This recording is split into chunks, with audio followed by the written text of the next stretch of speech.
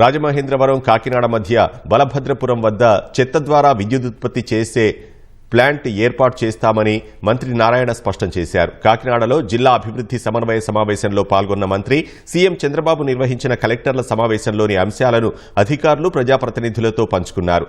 చెత్త ద్వారా విద్యుదుత్పత్తి చేసే ప్లాంట్ ఏర్పాటుపై స్థానిక అనపర్తి ఎమ్మెల్యే నల్లమిల్లి రామకృష్ణారెడ్డితో తాను మాట్లాడినట్లు మంత్రి చెప్పారు. ఆయన అనుమానాలను నివృత్తి చేసినట్లు వెల్లడించారు. రాజమండ్రి మధ్యలో ఒకటి ప్లాంట్ పెడుతున్నాం. లోకల్ ఎమ్మెల్యేతో నేను మాట్లాడాను, ఆయనతో డిస్కస్ చేశాను, ఆయనకి ఎక్స్ప్లెయిన్ చేశాను. వారు అనుకున్నది ఏంటంటే ఒక మున్సిపాలిటీ చెత్త ఆడికి వస్తుంది అనుకున్నారు. కాదండి, ఎక్కడైతే ప్లాంట్ పెడుతున్నామో ఆ ప్లాంట్కి సరౌండ్లో ఉండే 150 కిలోమీటర్ల నుంచి వచ్చే పంచాయతీలు, మున్సిపాలిటీస్ మొత్తం చెత్త వస్తుంది.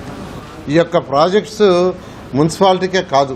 ఎమ్మెల్యే గారు నాతో మాట్లాడారు, సార్ మున్సిపాలిటీస్ అంతా తీసుకొచ్చి ఏడేస్తే ఎట్లని. ఇది మున్సిపాలిటీలోనే కాదు, మున్సిపాలిటీలు పంచాయతీలని ప్లాంట్ చుట్టూ 150 కిలోమీటర్స్ తీసుకొచ్చా. అది చెప్పాను, ఇంకోటి మాట్లాడతాను, మాట్లాడే యాక్చువల్ ప్లాంట్ పెట్టడం జరుగుతుంది.